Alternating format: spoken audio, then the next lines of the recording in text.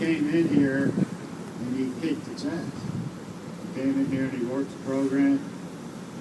He got into service. He helped open the IHRP. Then he helped open Next Right Step. Then he got a job with the people who saved his life. Now he's out there saving other people's lives. He's an amazing man. I look up to him. I'm right behind him. I'm trying to follow his footsteps because, you know, if you want to be successful, hang with the successful. And it's my pleasure to introduce Stan. Come up here and speak for us tonight. All right, Stan!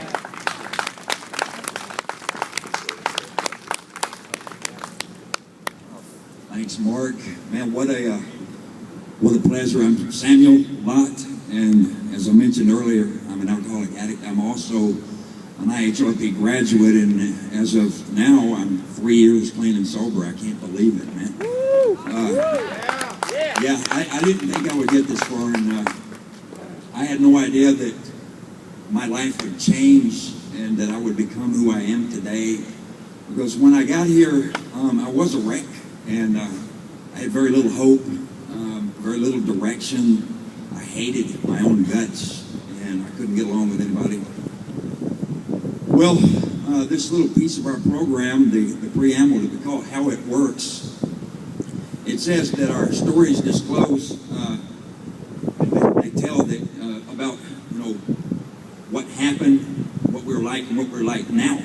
You know, so I'm going to try to stick to that format, but maybe I'll get lucky and throw a little humor in to this, because I know about some of the idiosyncrasies that come with being an IHRP client. Man, the place can be crazy at times, can't it?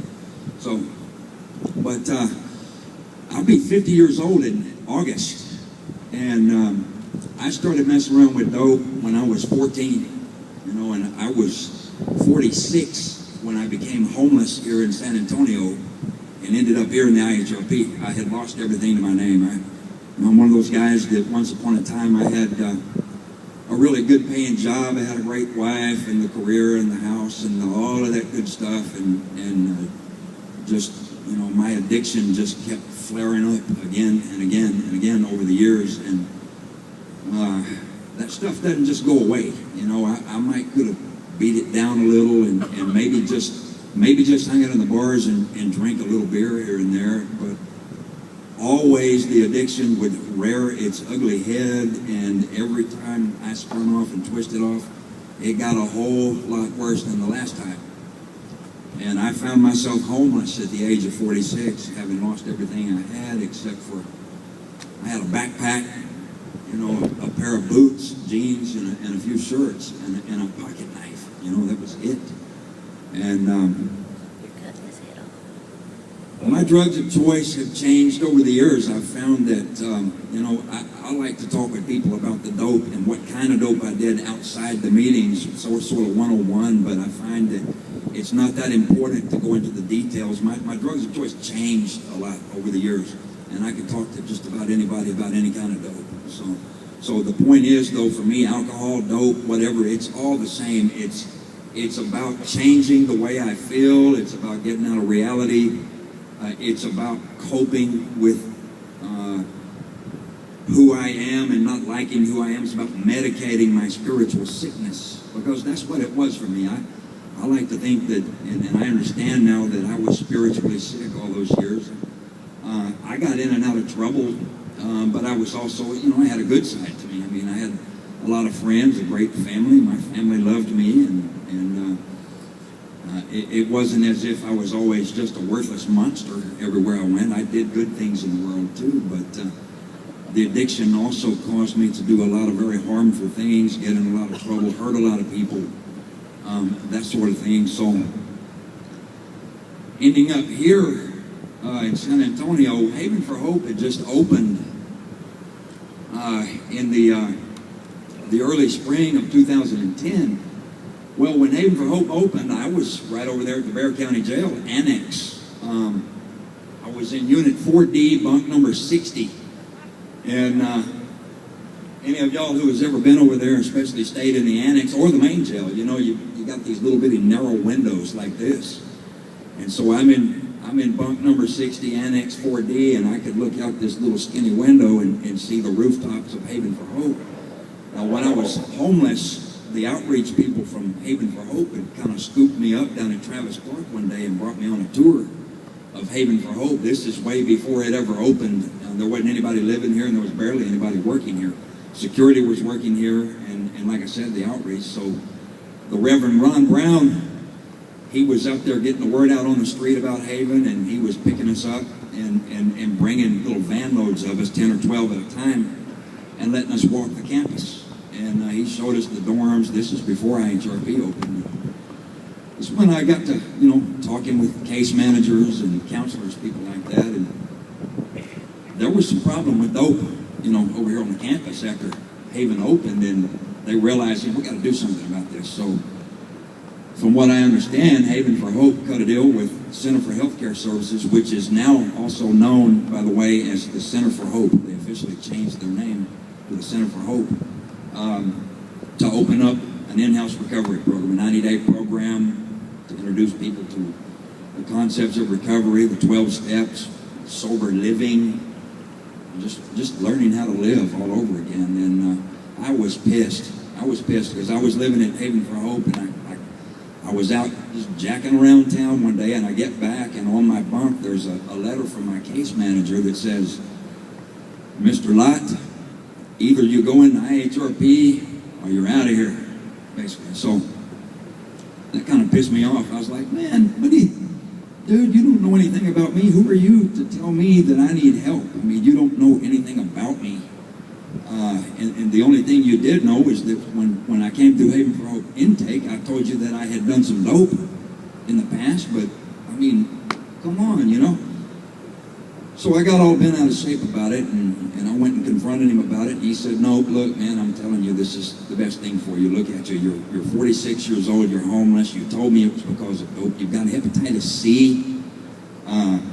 You're messed up, man. You think about it. You need some rehab. So I was like, well, all right, I'll give it a try. I'm going to give it a try. And there was a whole bunch of us that came over here that day. You should have seen it. We came through. This was before the gate.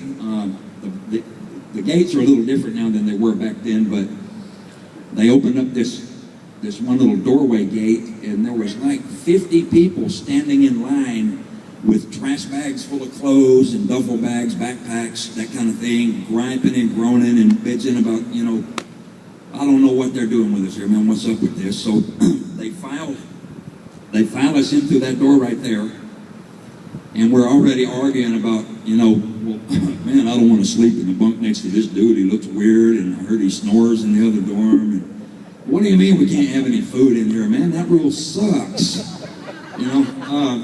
The food over there sucks. Have you ever tried it? Come on, dude. Let us have some ramen noodles in there or something. Come on.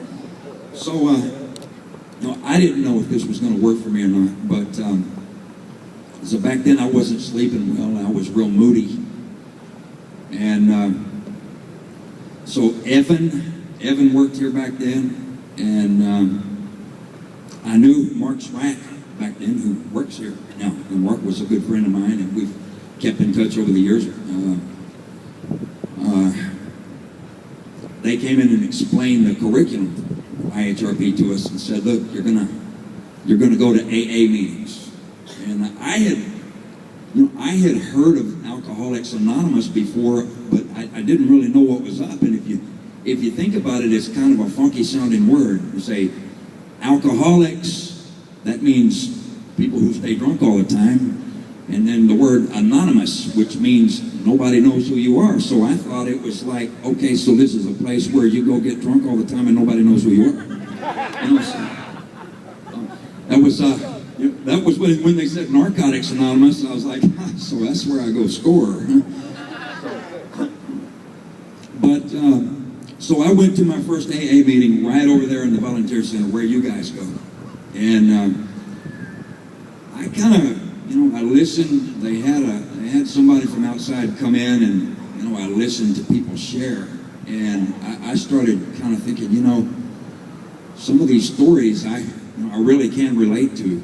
I mean, what I keep hearing these reoccurring themes in everybody. It's lost everything. I'm homeless. I blow my whole paycheck on dope. I got 8 DWIs. I've been in and out of jail for the last 10 years. And I just can't figure it out. You know, for some reason I cannot quit doing dope, or I cannot quit drinking.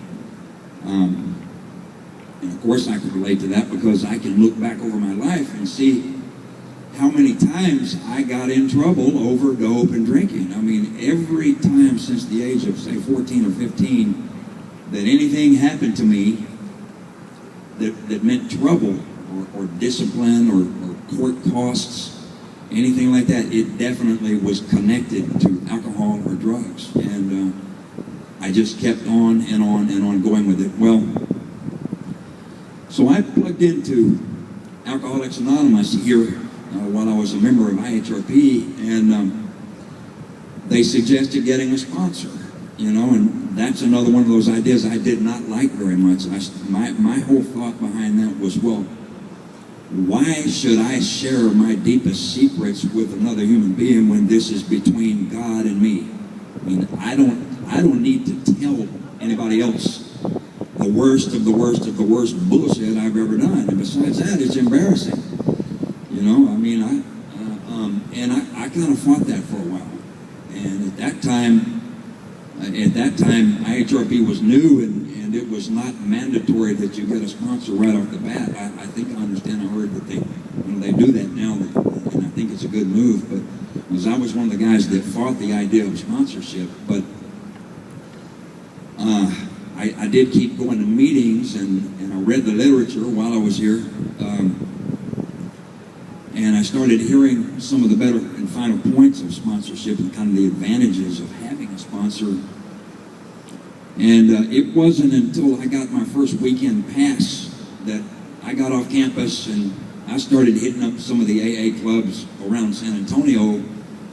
And one night I heard somebody say some things in an AA meeting, and I thought to myself, man, that dude sounds like he has known me my entire life, the kind of things he said in the meeting, and he sounds like maybe somebody who can understand me, maybe like somebody that I could talk with, because I want to do this 5th step.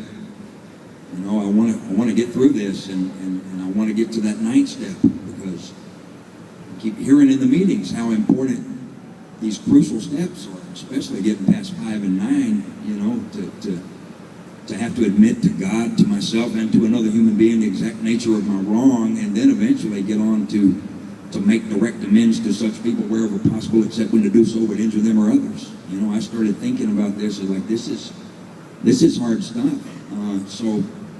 But I broke down and did it. And after I did my 5th step, and I did a full 5th step, guys, I didn't leave anything out. I mean, really, you're supposed to drudge up the worst of the worst things that you've ever done. And they say that you're only as sick as your darkest secret, and that may be true. I don't know. I have heard that a lot of people do end up relapsing over not doing a full 5th step. A lot of us, when we come into the program, we don't see the importance of the step work early, you know, in recovery, and we think that we can just dry out and kind of get our act together on our own and move on, but something really does happen to us, you know, when we do the steps. And so I did this, and I got to say that after I finished that 5th step the first time with my sponsor, man, I felt like I was floating on a cloud for about a month, because I had unloaded a lot of sick stuff about me to somebody else. And, you know, this sponsor looked at me, and the way that he accepted me and showed me that I could forgive myself for a horrible past was that there was a time when he was just as sick as I ever was and did some of the same things, maybe some worse, maybe some of the same things in a little different way. But if you know, one thing that most of us addicts and alcoholics have in common is that we do a lot of horrible, sick things to get our dope and to live and to have our way, to feed our addiction, to take our anger and our self-hatred out on other people. That's the kind of thing that happen in addiction. We hate ourselves, and we need some forgiveness. Well, that felt great, and I got on through with the step work, and I made the amends. I noticed that I actually started feeling kind of different about myself. You know, the way I slept at night, the way I interacted with people back here on campus. I'm one of the guys that stayed on campus for a little over a year because I did have chronic hepatitis C as well from dirty needles. And Haven for Hope got me hooked up with a program here in San Antonio that ended up covering about $50,000 worth of medical treatment for me to treat genotype 2 hepatitis C. And it was pretty bad when I got here. My liver was pretty swollen, and I was always grouchy because my side was sore over here where my liver is. And after about 9 months of these injections into my abdomen every Saturday, it's just chemo stuff called interferon, and it made me real sick. I'd do an injection on a Saturday morning, stay really sick, like having the flu for about 3 days, and I hated it, you know. But I knew that if I stuck it out, you know, I'd make it through. And after about 9 months, the doctor said, "Well, your viral load and your hepatitis virus is no longer detectable in your system. Why don't you come back in about 6 months, and we're going to test you one more time. If you still don't have it then, that's going to mean that it's gone." And sure enough, 6 months later, I got another test. No more hepatitis. Thank God for sobriety. So that means that I'm likely going to live and not die of liver disease anyway. So I thought, wow, man, you know, had I not stayed sober through that hepatitis treatment, I wouldn't have made it. I would have quit. You know, I would have had to go get high to deal with how down and out I always felt. You know, it just sucked, but it was a miracle I made it through, and I decided, well, you know what, I've come this far, man, and I'm still managing to do this after 30 years of dope and drinking and jail, just blowing ungodly amounts of money, getting in trouble, the crime that I was involved in and that kind of thing. You know, I thought maybe I really can leave that behind and become a different person for once and keep going. And the next thing you knew, I'm picking up a 2-year chip, and I'm realizing, wow, you know, I've become a little bit respectable. I kind of respect myself a little bit. I still got a past that I'm not all that happy about, but it doesn't take me long. It doesn't stay on me and bother me for the same kind of lengths of time that it used to.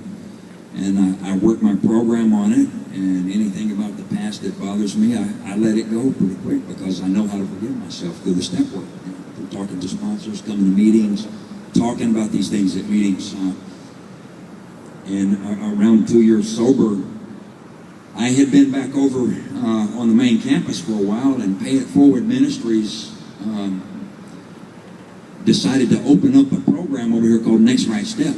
And since I was in the very first graduating class of IHRP, there were 13 of us that graduated. And I want to say something about that in regards to IHRP. Now, I know that I read a lot about statistics in recovery, and that kind of thing fascinates me very much. And I've read that on average for a good standard 90-day treatment facility like IHRP, we're doing good when 1 in 10 people are able to get long-term sobriety out of it. Now, I don't mean to sound gloomy or negative, but that's just the stats on alcohol and dope. It's wicked. You know, it gets you. Well, the stats for IHRP are more than 1. They're like 3 and 13 instead of 1 in 10. So this tells you a little bit about this program.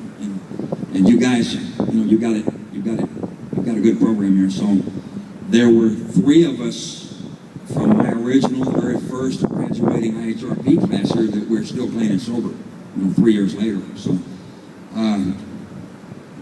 So anyway, Next Right Step was opening up, and they approached me and said, well, look, we'd like to get somebody who has some familiarity with Haven for Hope and with the IHRP guys, because it'll be the IHRP guys coming over here. Let's get this thing kicked off and create our own little sober living dorm here at Haven for Hope.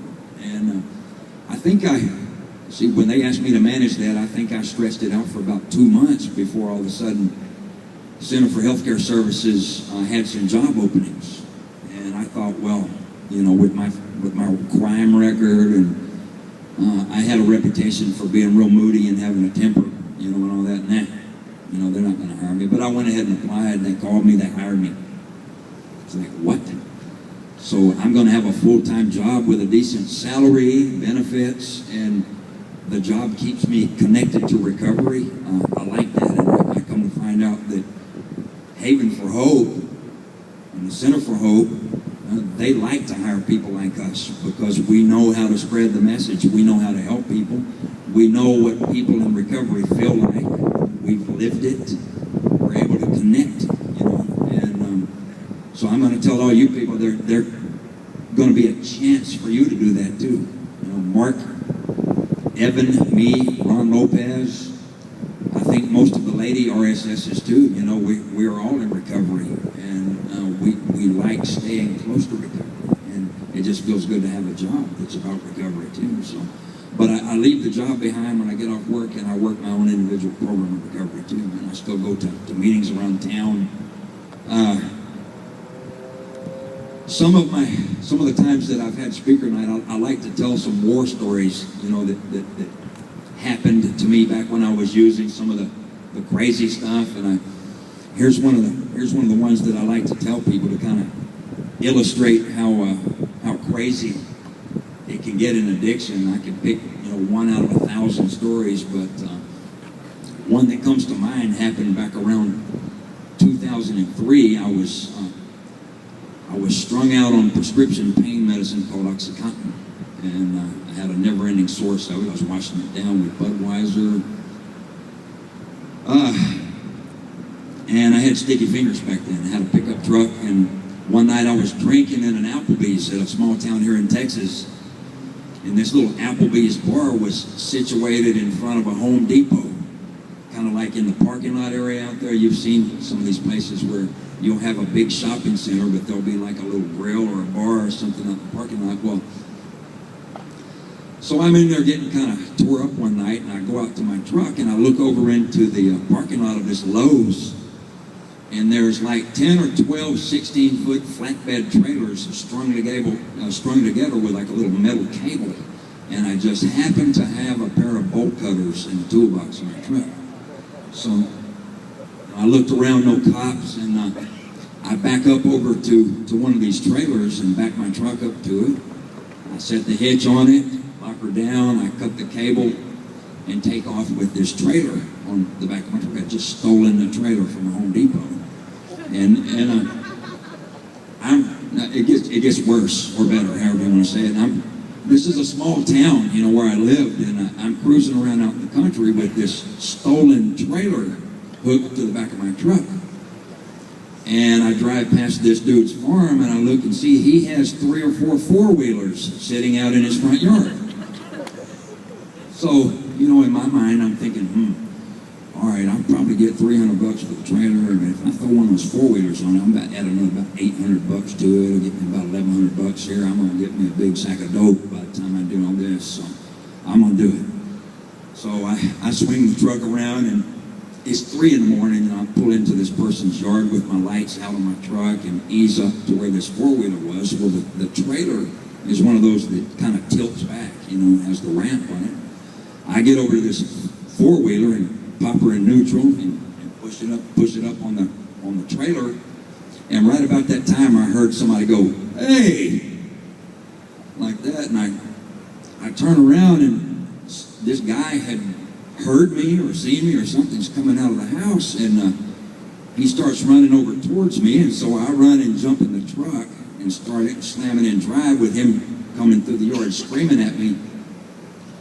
And I was drunk, messed up, didn't know how I had gotten in through this driveway. So to get off of this property, you know, I thought, shit. And so I drove around this dude's house like 3 times. My truck, with this stolen trailer, with a stolen four-wheeler on the trailer. And finally I said, man, I can't remember how I got in here. I'm just going to have to crash through a barbed wire fence. So I floored it and just crashed right through a barbed wire fence to get back on the main road. Now, get this dude, he goes and jumps in his truck and takes off after me. So we're out in these paved country roads, which eventually turn into dirt roads, for about an hour straight, high-speed chase. This dude chasing me all over the place, and somehow I finally outran him. But before I did, I was going down a little stretch of road at about 75 miles an hour, and I came up on a little hump in the road. Actually, it was a big hump where the railroad tracks come through. And I hit this hump doing 75 miles an hour. The truck goes airborne, the trailer, everything. When I land, this trailer snaps off of the hitch of the truck, and the trailer and the four-wheeler go tumbling off down into the ditch. I keep going, and like I said, I had outran the dude. Well, I made it home, and I thought I had made it scot-free, got away from it. Well, I ended up going in, passing out, waking up the next morning. I walk out to my truck to see if there's any damage from crashing through the barbed wire fence, and I was just thinking, well, I don't care if there's a little bit of paint missing. I got away from the dude, but the first thing I noticed when I got out there was my front license plate was missing. So what had happened was, when I crashed through that barbed wire fence, one of the middle strands of barbed wire had snagged the license plate and snapped it off. And I thought, oh, I'm gone. You know, how am I going to get out of this? They're just going to run the license plate. I got to think of a big lie to get out of this. So the first thing I did was I called the Johnson County Sheriff's Office and said, Sheriff, I think some kids must have stole my truck for a while last night, because the truck's back and there's paint scratched on it and I'm missing one of the license plates. And I thought that would get me out of this. You know, it was a pretty good lie. And but the guy that had seen me out in the yard, he was able to identify me. You know, so I deserved it. I got some probation over that deal. I had to pay restitution to Home Depot, and also had to pay back the four-wheeler money to the guy.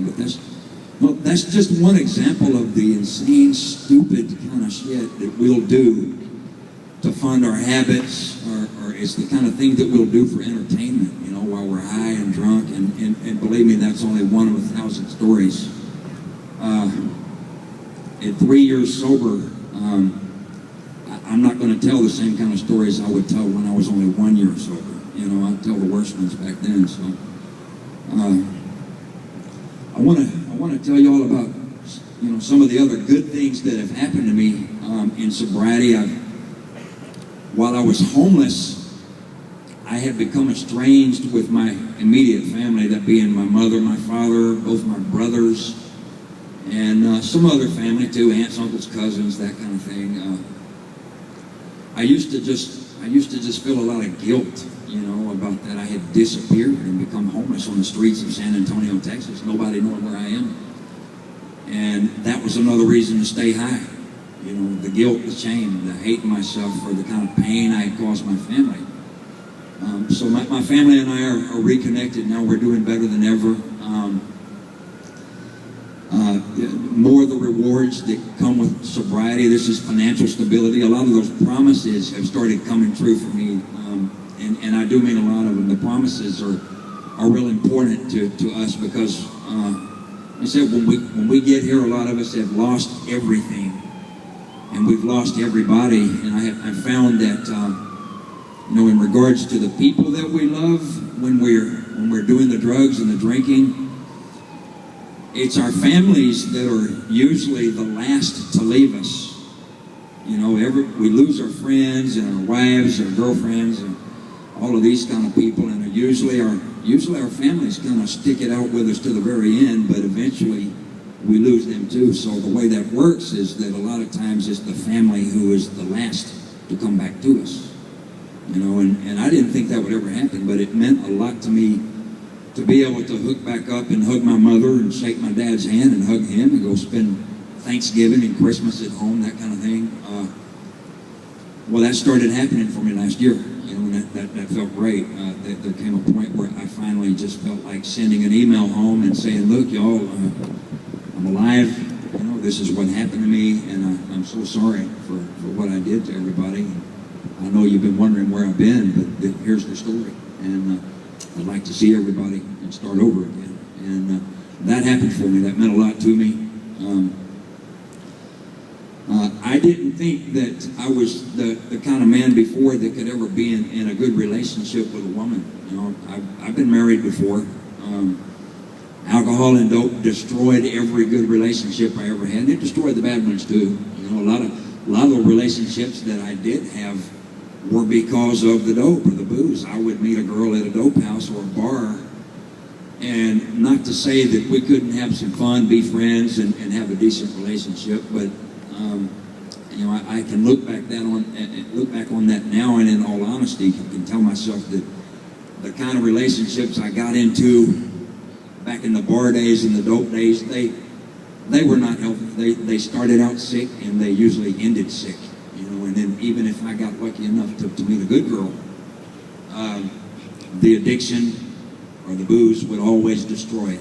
You know, would tear us apart. So I did something that my counselors and, you know, people in AA and the case managers and a lot of other people suggested that I do, especially in early recovery, that to stay out of relationships. And that's hard to do, man, because we're here, we're alone, and it's hard to not see a pretty girl and be attracted, you know, or start thinking, well, man, you know what, maybe I can meet somebody and she and I can help each other stay sober, or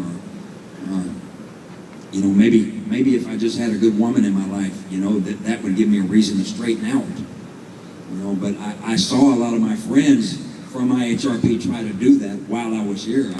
I would actually see guys from the men's IHRP hook up with women from the women's IHRP. They would get together, quit the program, move out together, get an apartment. A month later, they were relapsed. 6 months later, they were both in jail or broke up. You know, it just doesn't work. And that was hard because you get lonely sometimes. But, you know, for some reason, I believed my sponsor and I believed my counselors, case managers, the people who were telling me, dude, stay out of relationships for a while you're in early recovery and keep your mind focused on recovery. Do what you got to do. A relationship will distract you ultimately from recovery early on. Well, that paid off for me because I made it to 3 years. I want to say just a couple of months ago, I managed to get into a relationship. And I know that it's going to work this time because I'm able to apply my program, and it's amazing that I can see the program work in this relationship. I'm not the guy I used to be, that I always had to have my way all the time, and that I was very unreasonable and not willing to listen to somebody else's opinion or point of view, you know, that kind of thing. It was my way or no way, and if I didn't get my way, I was an asshole about it, you know. So I'm not like that now. I've noticed that after 3 years of sobriety, I'm somebody who can sit and think about the things that I've said or done, and we call this working step 10.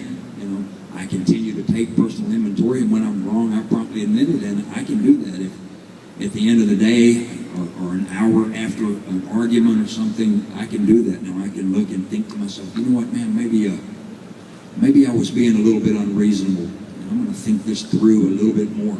And I think, yeah, you know, come to think of it, I was being a little selfish.